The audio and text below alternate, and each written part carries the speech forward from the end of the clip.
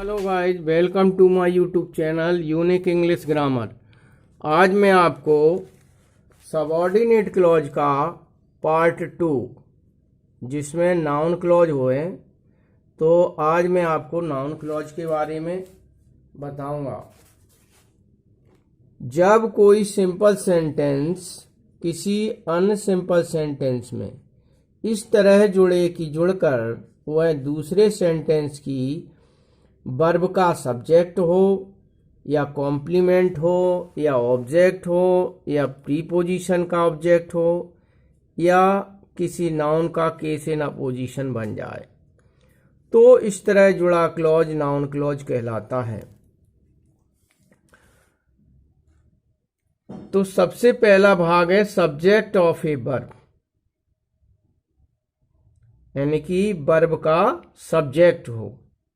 तो subject of a verb, जब कोई सिंपल सेंटेंस दूसरे सिंपल सेंटेंस में इस तरह जुड़े कि वह दूसरे सिंपल सेंटेंस की फिनिट वर्ब के सब्जेक्ट का कार्य करे, तो वह जुड़कर नाउन क्लॉज का कार्य करने के कारण नाउन क्लॉज कहलाता है, यानी कि सब्जेक्ट की जगह जुड़े।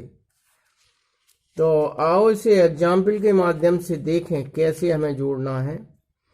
यहां हम देखें पहला example, he will get a birth. यह एक सिंपल सेंटेंस है। It is almost certain. तो जब एक सिंपल सेंटेंस को हम जोड़ते हैं तो उसे हमें दैट से जोड़ना होता है। तो ये पूरा सेंटेंस इज वर्ब का सब्जेक्ट बन जाएगा। तो इज वर्ब का सब्जेक्ट जो है that he will get A birth, ये पूरा सेंटेंस होगा। ये नाउन क्लॉज का काम कर रहा है। That he will get A birth is almost certain. तो यहाँ ब्रैकेट में मैंने लिखा है कि ये दैट से जुड़ेगा। क्यों जुड़ेगा? जितने भी सिंपल सेंटेंस होते हैं वो दैट से जोड़े जाएंगे। सेकंड एग्जाम्पल में देखें, will he be able to come. यह एक इंटेरोगेटिव सेंटेंस है, और जब इंटेरोगेटिव सेंटेंस हेल्पिंग वर्ब से शुरू हो तो उसे असरेटिव में चेंज करके वेदर से जोड़ते हैं। वेदर से वाक्य को शुरू करते हैं। वाक्य को पहले अफर्मेटिव में चेंज कर देंगे, अर्थात विल का जो इन्वर्जन आगे हुआ है वो यहां आ जाएगा सब्जेक्ट के बाद। यानी कि एक सिंपल सेंटेंस अफर्मेटिव सेंटेंस के स्ट्रक्चर के अनुसार, तो subject, helping verb, main verb और अदर वर्ड। तो यहां आप देख रहे हो इज जो वर्ब है, इज वर्ब का सब्जेक्ट ये पूरा सेंटेंस बनेगा।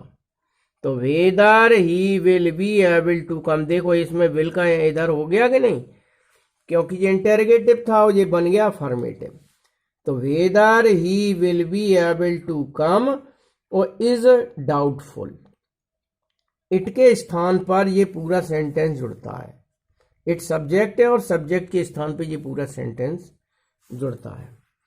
अब तीसरे नंबर का, तो ये चीज आपको समझ आ गई होगी कि यदि हेल्पिंग वर्ब से वाक्य शुरू होता है तो उसको सबसे पहले वेदर लगाते हैं और वाक्य को अफर्मेटिव में चेंज कर देते हैं। और अगर सिंपल सेंटेंस होता है तो दैट से जोड़ते हैं, दैट लगा देंगे और पूरा नाउन क्लॉज लिख देंगे, इसके बाद सेकंड सेंटेंस। थर्ड में देखें, यदि सेंटेंस में क्वेश्चन वर्ड आता है, चाहे हाउ आए, वाई आए, वेयर आए, व्हेन आए, कोई भी आए, तो सबसे पहले कनेक्टिव वर्ड के रूप में क्वेश्चन वर्ड का यूज करेंगे और इसके बाद वाक्य को अफर्मेटिव में चेंज करके जोड़ेंगे। जैसे देखो, how did the thief get in. How did the thieves get in, और इट इज ए मिस्टेरी। तो यहां इट हट जाएगा, इट का सब्जेक्ट, इट सब्जेक्ट है, सब्जेक्ट की जगह ये पूरा सेंटेंस यूज करेंगे। तो हाउ के बाद इसको अफर्मेटिव में सेंड कर देंगे, यानी कि अफर्मेटिव में चेंज कर देंगे। How the thief got in, past indefinite का था, तो सब्जेक्ट वर्ब का सेकंड फॉर्म इन, और इसके बाद ये sentence is a mystery. Fourth number में देखें, how could she marry her daughter. तो it was her chief problem, तो हाउ पहले लिखेंगे, इसके बाद वाक्य को अफर्मेटिव चेंज कर देंगे, इनकी सब्जेक्ट के बाद हेल्पिंग वर्ब आ जाएगी। How she could marry her daughter, और यहाँ पूरा वाज हर चीफ प्रॉब्लम। इसके बाद एक और एग्जाम्पल देखें, वेयर हैज ही गॉन। ये वेयर हैज ही गॉन एक इंटेरोगेटिव सेंटेंस है, और इसमें वेयर सबसे पहले कंजक्शन वर्ड की जगह यूज करेंगे और इसको अफर्मेटिव चेंज कर देंगे, ही हैज गॉन और is not known to me, इनकी वह कहाँ गया है मुझे मालूम नहीं है। तो गाइस ये आपको समझ में आ गया। फिर से मैं आपको एक बार बता देता हूं कि यदि हम एक सिंपल सेंटेंस अफर्मेटिव सेंटेंस को ऐड करते हैं तो दैट लगाकर जोड़ेंगे, और यदि सिंगल इंटेरोगेटिव जो हेल्पिंग वर्ब से शुरू हुआ है तो उसमें वेदर से शुरू करें, वेदर से शुरू करेंगे और वाक्य को अफर्मेटिव चेंज कर देंगे। और यदि क्वेश्चन वर्ड दिया गया है तो जो भी क्वेश्चन वर्ड होगा वही कनेक्टिव वर्ड का काम करेगा, तो क्वेश्चन वर्ड इसके बाद अफर्मेटिव में चेंज करके सेकंड सेंटेंस को जोड़ देंगे। इसके बाद मैं आपको एक और मेथड बताता हूं कि इन वाक्यों को हम इट से शुरू करके भी लिख सकते हैं।